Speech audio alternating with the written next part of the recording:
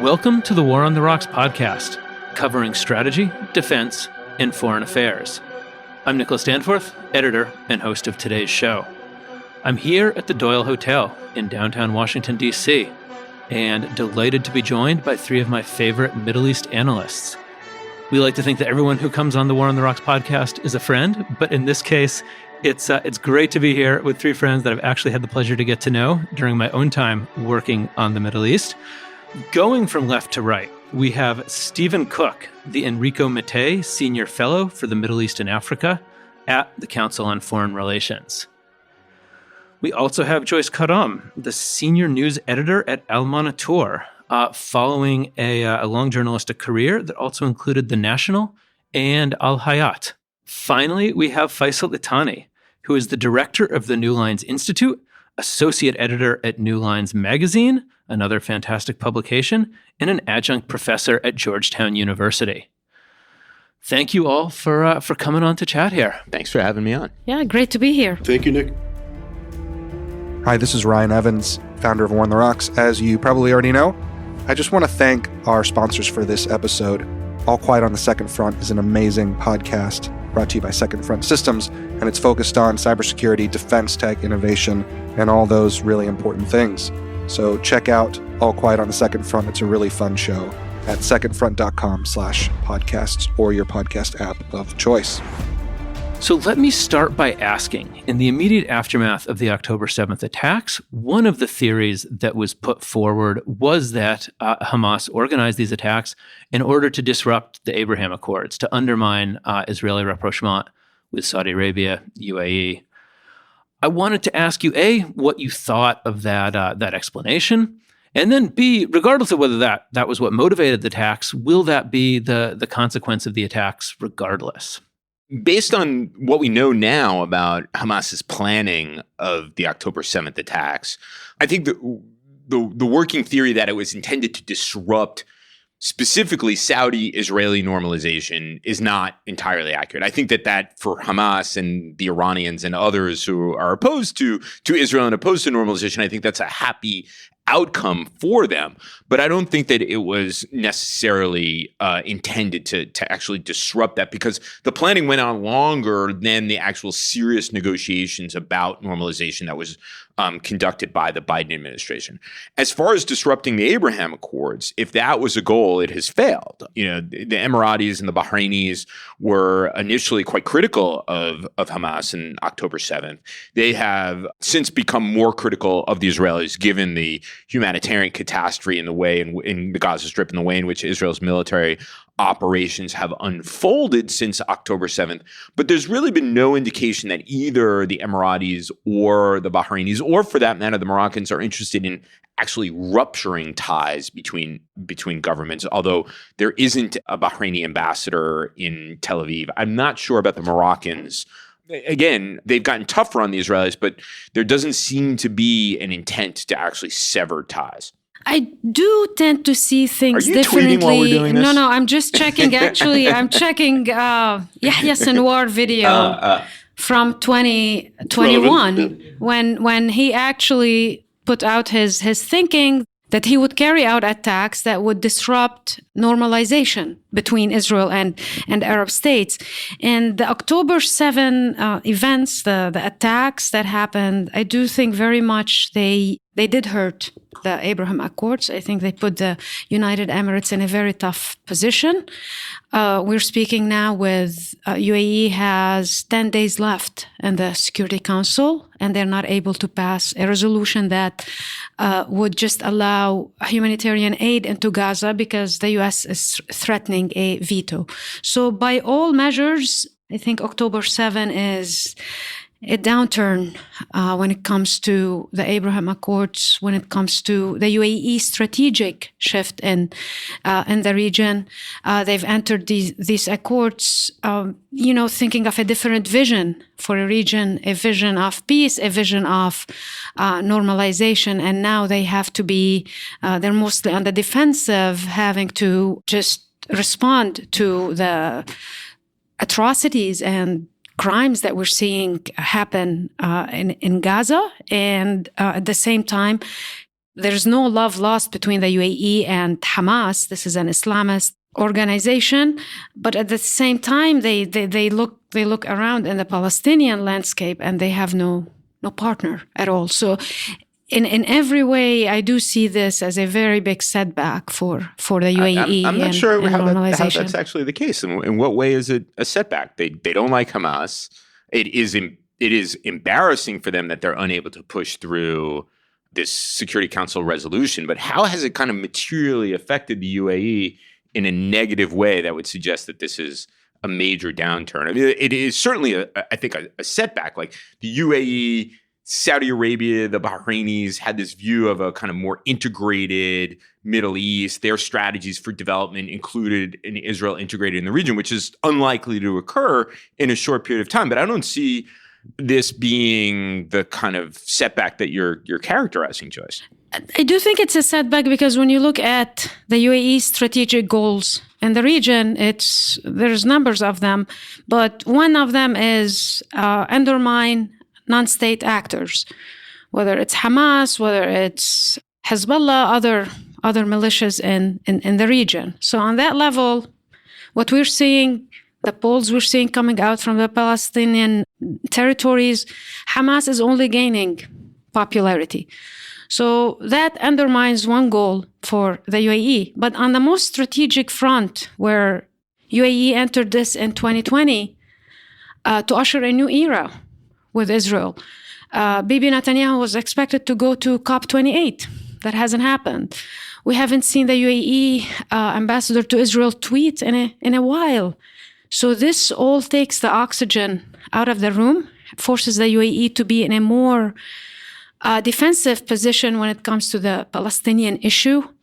It's not the topic they wanted to talk about coming into the end of this year when they're on the Security Council, when they've just hosted COP28. So yeah, by all means, I do see this as a setback. So look, in my opinion, without getting too much into motives or whatever, I saw that they looked at the environment, Hamas. They saw a difficult situation in the West Bank that probably could be exploited, or at least they thought so. But more than that, I think the number one issue for Hamas was that they were isolated. They were isolated physically by the Israelis in Gaza. And worse than that, the Israelis had stopped to think of them as a major problem. And had just begun to kind of it's a nuisance, and, we have a war there every few years and we move on. So for Hamas, that's absolutely the unacceptable strategic situation because they're Hamas. I mean, they have to keep that fight going. Regionally speaking, that's kind of part of the isolation. The Abraham Accords, Saudi Arabia, the normalization of even the idea that you can have an Israeli-Arab axis. And if you notice also, even in Saudi Arabia, MBS had spoken about them, not Hamas as such, but the Palestinians politically, in a kind of just get over it kind of way. Why are you weighing us down with your historical BS, and let's move on with our lives. Let's modernize, let's produce, let's do what MBS wants to do. I think the casualty here is that the Saudis have this very complicated country, and they occupy a complicated place in the region. Of course, they control Mecca and Medina, etc. It's not the same thing as the Emiratis and Bahrain. And, these are all small. I mean, here we could be honest on this podcast. They're small, they're weak. They have small populations, and they're largely depoliticized. No one cares, So if you are that kind of place, you're super rich, you're backed by a superpower, these are your populations, you have a lot more luxury to do what you want to do. And I don't see that going away with the Israelis. Maybe it'll get subdued for a few months just for polite company. But Saudi Arabia is complicated, and I don't know if they can afford to go and have this kind of, if you even remember the Abraham Accords was not just intelligence cooperation. There's this aura of, Jewish Arab opening and, whatever, if you're cynical about it or not, but that was part of it. I think if you're Saudi Arabia, life became more complicated. If you are Hamas, ultimately, is that your strategy? I think Hamas knows one thing. It has very, very little control of its regional environment. It's never been able to play much of a role in shaping how other countries behave. So that's my take on it. But in a way, too, I think if we step back for a moment, this is a terrible moment for the region. I just came back from the Middle East, and the mood on the street is very, much pro-Palestinian, very much anti-Israeli, very much anti-American. And the 20,000 killed in Gaza, I mean, that's the deadliest we've seen in Israel's war with the Palestinians. So in a way, that's nowhere where any Gulf country wants to be. This is not the conversation that many have hoped for at the end of the year. We were just talking before October 7 about a Saudi-Israeli normalization. Now this looks very much like a fantasy. I mean, Politico just reported that the envoy for the Abraham Accords, Dan Shapiro, is now going to be at the Pentagon. So that just tells you. Right. Joyce, you just got back from the region. Stephen, you were in the Gulf. Faysal, I don't know where you've been recently. It's been in Washington. I mean, both your impressions, Joyce, we've heard yours about how people feel on the street, but also the bigger question, which Faysal touched on as well, of how does that matter? How much public opinion actually shapes thinking of these undemocratic countries? On one version of this we've gotten is that at the end of the day, Gulf leaders just don't care what their people think. The other version is that at the end of the day, they have to care what their people think, even if they're not democratic. I think it depends on who you're talking about. Just to align myself with what Faysal had said, I think Saudi Arabia is an entirely different situation than the UAE or Bahrain. I think that it's a large country. It's a complicated country. The Crown Prince has many different constituencies. When the Crown Prince, in the name of his father, rules, it seems as if it is the product of a long and deliberate kind of negotiation that goes on behind the scenes. So I think for Saudi Arabia, the price of normalization has just gone up for, what they're going to expect the Israelis to do. I think when it comes to the Emirates and Bahrain, this is it's different. And I think that Joyce is right in the sense that there's a more subdued sense of the hope that the Abraham Accords had held out, but I don't think it's as Faysal said, it's kind of a setback, but for how many months was it a setback? I mean, I was in a room with Emiratis and Israelis, so, and it was not, it wasn't as difficult as some might believe it to be. As far as this issue of public opinion mattering, I think, first of all, the idea that, the Arab street is anti-American and anti-Zionist, well, what is new about this? I mean, if you look at the polls, actually, I'm writing something right now about this. If you look at the polls, the United States in some countries was in worse shape on the eve of the invasion of Iraq than it is actually right now. But it's really a matter of, whether the United States is, people have a positive view. 6% of people have a positive view of the United States, or 8%. Populations in Jordan, populations in Egypt. These are places where the politics of Palestine actually do matter. And they're very important, and the politics of these countries' relationships with the United States really do matter. If you go back to, and I'm going to go back to something I know very, very well. If you go back to the invasion of Iraq, Hosni Mubarak allowed a big protest in Tahrir Square on the eve of the U.S. invasion of Iraq. That protest quickly turned into an anti-Mubarak protest. So public opinion does matter. These are authoritarian systems, but they're not insulated from politics in important ways. And this is obviously, Palestine is extraordinarily symbolic. It's something that I think that the Gulf states are well equipped because of small populations, lots of resources they can withstand. I think other countries may have are having a more difficult time navigating their distaste for Hamas, their relations with Israel, and their strategic dependence on the United States. But let me also ask, because I know we've both worked on Turkey, and Turkey's a country where you can always expect very high anti-American numbers very consistently. And yeah, I think we've also seen, there's a differing degree of intensity.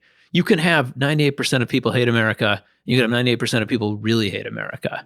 And I do think that measure the really no, part. And polls aren't great for measuring that. Of the question, But you do feel that. I mean, I felt that in Turkey. Is that something we're seeing? Is that relevant here?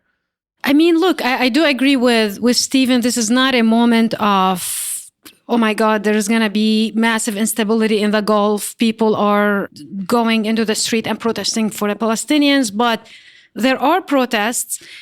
But in a sense, this is, for the U.S., this is worse than the eve of the Iraq War, because this is Palestine. This is an issue that, Faysal and I grew up in Lebanon. You hear about it before you can even talk, before you can even start walking. So this is very much in the heart of many Arabs, and you see it even more now. So in a sense, this does matter. As far as the UAE public opinion, there is also a big Palestinian diaspora in the UAE. The UAE ambassador to the UN, Blana Nusaybi, is of Palestinian descent. So these are matters that I don't think we should take lightly. In terms of public polling, of course, it's not exactly. You cannot measure exactly the pulse of every Arab capital, and it varies. But I mean, to give you an example, 2007, when many in Washington did not expect Hamas to win, it won, and it won handily. So why are we now to believe that Hamas is gonna be destroyed or eliminated?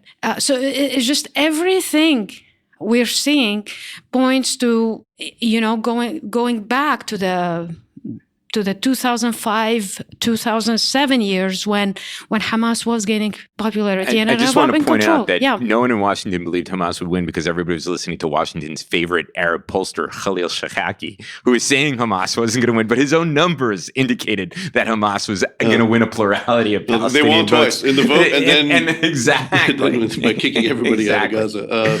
Look, I don't have an argument, but honestly, this question of, there's always been a paradox for me.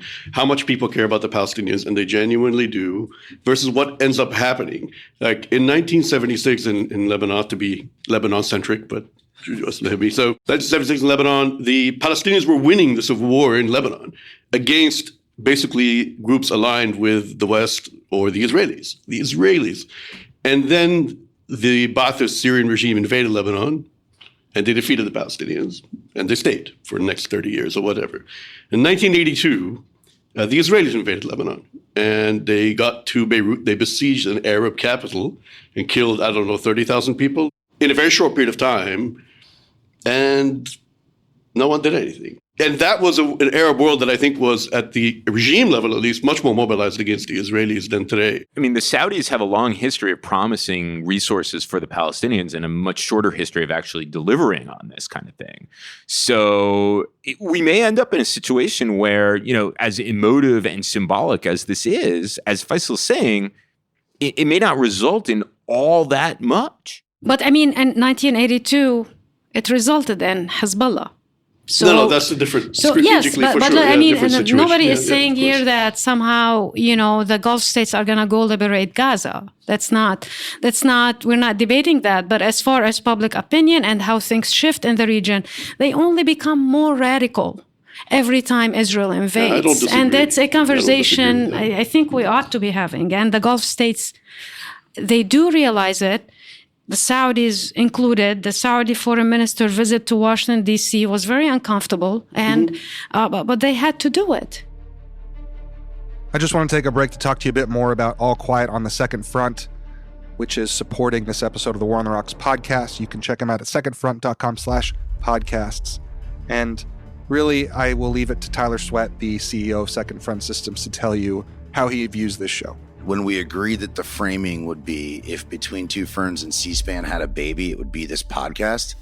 The first 10 people we called were like, we're in. I tuned into a recent episode where Tyler interviewed my good friend Josh Marcuse, who's over at Google now and did some amazing work in the Pentagon. Listen in on this episode. When we were working at the Defense Innovation Board with Eric Schmidt and all of those leaders, we ended up with this aphorism that really became like the bumper sticker for the whole 4 years at DoD, which was, DoD doesn't have an innovation problem, it has an innovation adoption problem. One of the points I really like is this one that Josh made in that same episode. People are well paid, and that's great. That's table stakes. You want to take that compensation off the table, but really what they're looking for is a sense of purpose. And, I have all these conversations with people in the government. It's like, oh, we can't afford to compete for talent. We're losing all these people, these companies, never. And I honestly think that's really BS. The really talented engineers that I have worked with in government or I've seen leave government never left over a paycheck. They all left because they felt their talents were being wasted. They felt they were being led and managed by people that didn't understand the technology and the mission and the change they were seeking, and they felt that they didn't have an opportunity to use their gifts. And they left frustrated, not because they were excited to make more money. They were left frustrated because they couldn't do what they wanted to do, right? They had a gift they wanted to give. They had a purpose they wanted to fulfill. They wanted to serve. And eventually they just got so frustrated that they realized, like, I have to leave government to serve government, and I'm going to have a bigger impact in the private sector than the public sector. And they left for those reasons. Again, I really enjoy the show. I think you will too. Check it out at secondfront.com/podcasts. And thanks to our friends at All Quiet on the Second Front. Now back to the show. Well, let me ask a specific question then, because even before October 7th, we were already debating what concrete steps on the Palestinian issue the Saudis would push for as the prerequisite for normalization. And again, not to get back to the first question too directly, but what kind of normalization is still on the table? What kind of expectations does Saudi Arabia in particular still have for a long-term solution in Gaza at the end of the fighting, whenever that actually happens? Look, I think the Saudis were one of the frustrating things about that debate before October 7th was how kind of coy the Saudis had been about what would be required of the Israelis in order to go forward with normalization. They certainly hadn't said we require a Palestinian state, but beyond that, it was very, very unclear what they needed in order to take that dramatic step. Certainly the leadership was inclined to do it over and over again. They would say it's not a question of if, it's a question of when. And the Saudis have moved. I think, as I said before, the price is higher, but they remain as coy as ever. They still haven't said we require a Palestinian state. I should say that, prior to October 6th, there were some of us who were deeply skeptical that the normalization could happen because whatever price the Saudis were requiring, it was probably more than what Prime Minister Netanyahu and his government would be willing or politically capable of doing without cracking the coalition. And I think that goes kind of doubly now after, one, the October 7th and the slaughter of Israelis on October 7th, the Israeli military response, which has now jacked up the price for the Saudis, although we don't know what it is, and the significant lurch to the right of the Israeli public. That's not to suggest that they support Netanyahu, but that they don't see a partner with the Palestinians. They're not inclined to talk about a two-state solution. So even if the price has gone up from that ambiguity that the Saudis had, it's got to be something closer to a Palestinian state at the very least. I don't see the Israelis coming anywhere close to that. I do agree with Stephen here. And I think you and I, Nick, have more of a chance of, entering modeling or becoming presidents of the United States. He's got a very good chance of that. Why did you single me out for that? The way the guy's dressed. Let's just say that Faysal and myself. That's more realistic. Yeah. Very sharp, as always. Then the Saudi-Israel normalization happening anytime soon. But let's say, for the sake of debate, it would be back on the table. Three things would need to happen. What next government comes into place in Israel? This government you have now, it's loony times. It's who do you sign with? Somebody who wants to nuke Gaza, or somebody who doesn't even acknowledge there is a Palestinian people, a Palestinian culture? This is just a non-starter for the Saudis. So let's see if that actually happens. The second one is what happens within the Palestinian landscape. What happens to the Palestinian Authority? Do we see Mahmoud Abbas emerging as, with a unity government that would include some of Hamas? Do we see Marwan Barghouti out? There's a lot of unanswered questions. And the third one is, what is the U.S. willing to give the Saudis in return? The talk of the defense treaty, when does that happen? But all of this is also contingent is where we see Gaza going in the next 2 to 3 weeks. And if that doesn't wrap up in some way, I don't see even a time and space to go back to the conversation about normalization. Look, this is a weird question because this is the first time in my life I see a war where there isn't even a pretense at having a plan of what happens when the war is finished. and no interest in any of the either side of the belligerents to propose something in the abstract. So, of course, this all depends on what happens in Gaza, what it will look like. I think that we can think that there are a few certain things that are going to happen. We're not going to have Hamas as a strategic threat to Israel anymore. But otherwise, the place is going to be hell. But I'm not saying other than that. We might get some sort of different problem from it, I'm sure, eventually in a few years, and it won't be called Hamas because something else. That's a predictable cycle that's been going on for about 100 years, essentially, in that part of the world. For the Saudis, I see it a little more simply. I think before this conflict, I think we were going there. We were headed there. We were going to get to a normalization. And I don't think a U.S. defense treaty was either ever possible, and I don't think it is, or a real requirement by the Saudis, even though they were playing for what they could get, understandably. Now their conundrum is this. They don't like Hamas, and they're glad to see Hamas destroyed, but they don't want, for whatever reasons, 30,000 people to be killed in the process. It's ugly, embarrassing, 100,000 things. So they would rather have happened differently. What they need, though, is a docile Palestinian population that is not going to restart the military conflict against Israel, because this is a complicating factor, and the Saudis cannot bear it. I mean, it's not something they can tolerate. However, so the pieces are there for some kind of semi-peace and some kind of normalization, except they're not. Because none of the people have the power to make it happen. It's not only that. I mean, I think that's right. I think neither the Israelis nor the Palestinians have a plan, want a plan, are terribly interested in a two-state solution.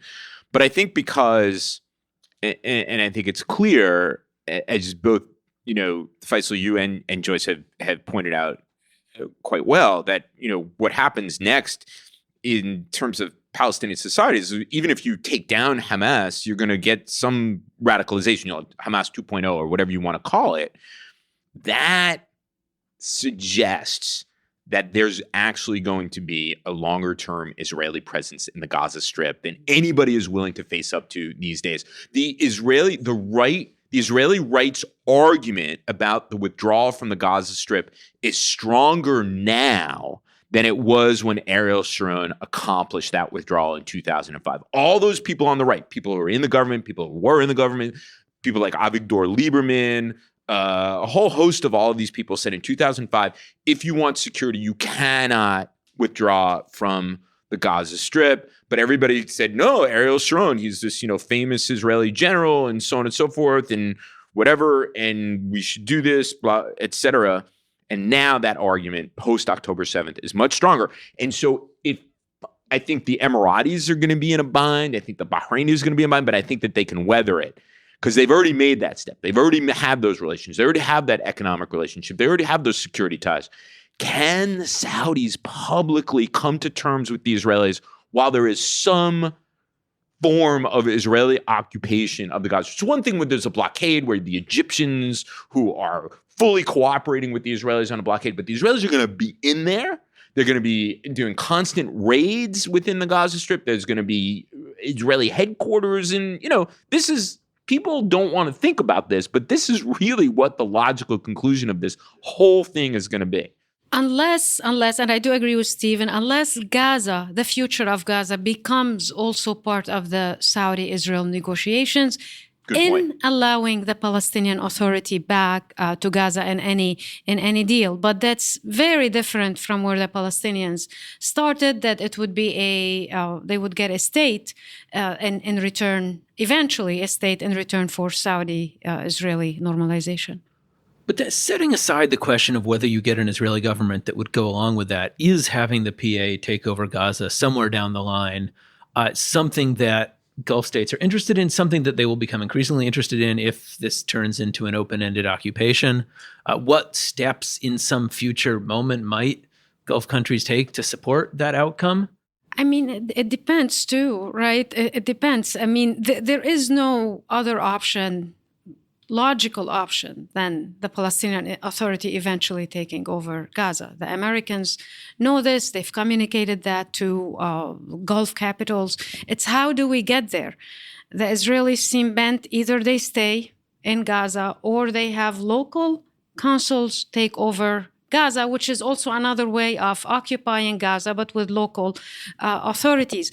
I don't think the occupation of Gaza would be an easy pill to swallow to any Arab government. So eventually you'll have to transition to something. The Wall Street Journal report, I think this week, on talks between Dahlan, Fayyad, and Hamas. That could gives us an indication on if there is a Palestinian deal down the road, if there is a unity government, that could be the next phase in the transition in Gaza. The thing is, I understand in theory why this works for Fatah or PA or whatever. Here's the thing. No one in Gaza wants it. All right, that's to start with. After all they would have already just been through, they don't want it. The Israelis don't want it, which is interesting to me, but I understand kind of where they're coming from, and that they see this as just another slightly kind of milder version of the same problem, Palestinians who hate them and are mobilized against them, etc. So they don't want it. What can the Arab Gulf countries do? They can give money. That's the only thing they can do. They are not going to go and police the place for many, many reasons. So they can give money. Fatah's problem is not lack of money. It's the fact that the Israelis don't trust them, the population sees them as collaborators, and they're corrupt as hell. So I understand why we're kind of pulling out of the hat the Fatah thing, because it's the only available model we have. But honestly, I don't see that standing at all. I think Fatah actually is not long for this world in its current form in the West Bank, much less Gaza. So I don't have an answer to what will happen. The Israelis could do it themselves, sure, and do another kind of agency. What would really be a realistic, is maybe not the right word, but you can at least in principle see it working, is some sort of U.S. effort or U.S. coalition effort to solve this problem from many angles at the same time in Gaza. And let me ask about that now as our final question, because we were talking about this before. Yeah. We only have a certain amount of time. Oh my God. Final time. Just getting warmed up We're not here. having dinner. We went through 30 minutes already. I mean, we were talking about this before we started recording. I expect we'll keep talking about this, and we can go to the bar and continue talking about this. But we do, unfortunately, only have a few more minutes that anyone will be listening to us talk about this. Sure. So in that period of time, I do want to ask, right, what does Washington do in the meantime to, and let's even set aside, solve the issue of what happens in Gaza, but simply to manage its relationships with its different allies in the region, in the Gulf, and in Israel? It's a very, very hard question. And actually, it dovetails nicely with the last question, which is, will the Gulf support the Palestinian Authority? Because that is exactly what the United States is pushing. And I think the Gulf states are willing to play ball, but they need a reasonable political horizon for the conflict. They don't want to put time and effort into Gaza if in 3 years there's going to be another round of violence between Israelis and Hamas or some other group that takes its place. So that's the rub in the United States managing its relations with the Gulf states on this issue. I think on other issues, separate freedom of navigation and so on and so forth, and security in the Gulf, there's not the problems aren't as raw or neuralgic. It's the question of everybody's looking for the United States to lead here, but the U.S. is in this kind of terrible bind because the Israelis actually aren't willing to play ball with what the United States proposes, making the whole thing kind of pie in the sky. I think if the Biden administration is doing, at least publicly, at least what everybody expects for it to do, talk about reviving the Palestinian Authority, talking about a two-state solution. But there's this kind of weird quality to it because no one actually believes these things are possible. And so Gulf leaders and others are looking for, okay, what's the real plan? What ideas does Washington actually have?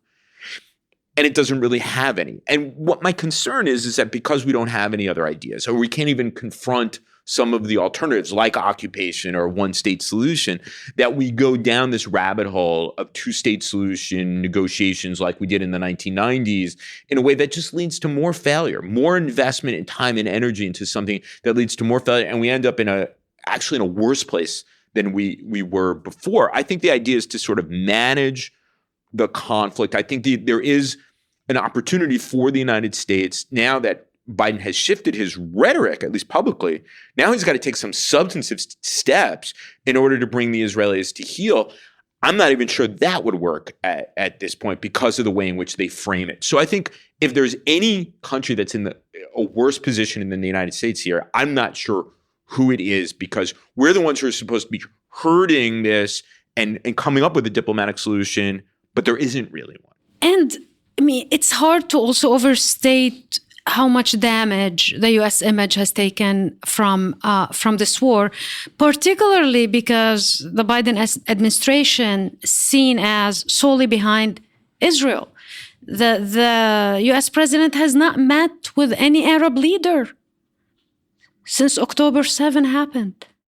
There is an amount of I don't know if it's inaptitude or just we just gonna go with this day by day, but the veto at the Security Council, now we're talking about another veto for a UAE, Egypt draft resolution.